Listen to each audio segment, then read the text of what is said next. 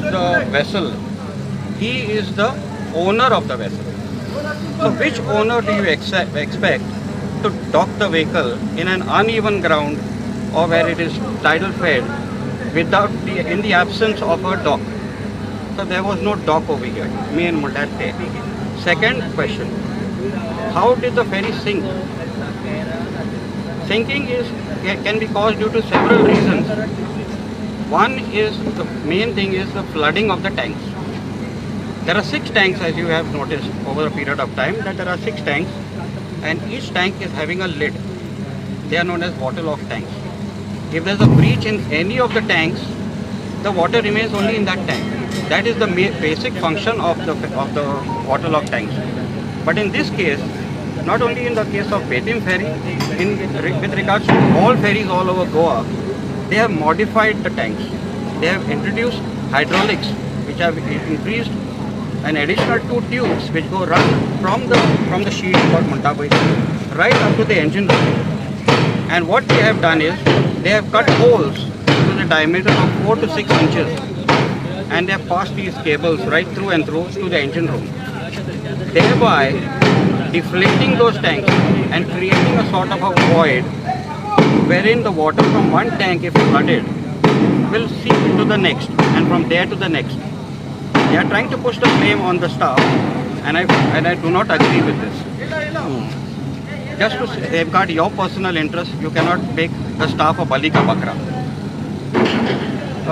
Furthermore, as the ferry was stationed over here without a ramp or a safety docking place, the ferry, he says, according to the rains, that the tanks got flooded.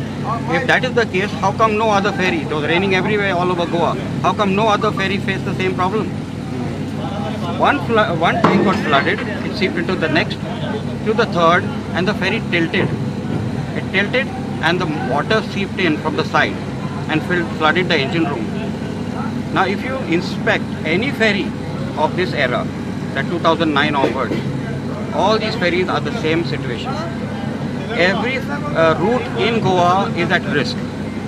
Unless we have a total audit of all these ferries and a clearance from the survey department, stability and whatever their licenses, whatever they are called, we are not technical to know that.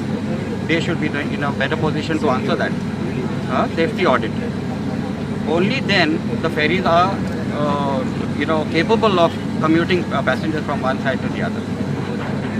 Now coming to the point of tickets for this ferry, the Ro-Ro ferry, which is probably arriving on the 7th, as from what our sources have told us, we are very happy. We should thank the government for giving us the ferry. The ferry service will ease a lot of our problem. आमचे खूप caustic पळय आमचे लोक काडटा ती ease जातली. Moreover, आमचे second म्हणटा पळय तेजे फेरीबोटीचो रेट ही पळय आहा त्यो आमकां परवडना. म्हाकाच न्हू, म्हणजे सांगा तांकां न्हू, आख्या चोडणीकारांक आनी त्या फुडें. आयज हांवें 400 वयर सिग्नेचरी घेतल्या 8:30. It is just 11 o'clock, I think, probably. So in such a short span of time, I have taken over 400 signatures only of cars, only of the cars. And we have made a letter to the CM, to the director of R&D, the captain of ports, and a CC to the local MLA to look into this and take a discussion, take a fair discussion in the interest of the general public, especially the commuters of Shorao and beyond. Now when it comes to this fare which was fixed by the government, no local community was involved in the decision making. आमच्या गांवच्या लोकांक decision घेवपाक invite केल्ले. I had put a letter to the minister on the 2nd of June, sorry, 5th June, yes. And on the 2nd of June, since I put a letter from the minister went to the R&D, and he had shown his willingness to come to the village panchayat of Jordan Marel. He had even sent them a letter through the R&D saying that he would like to come and take the local community into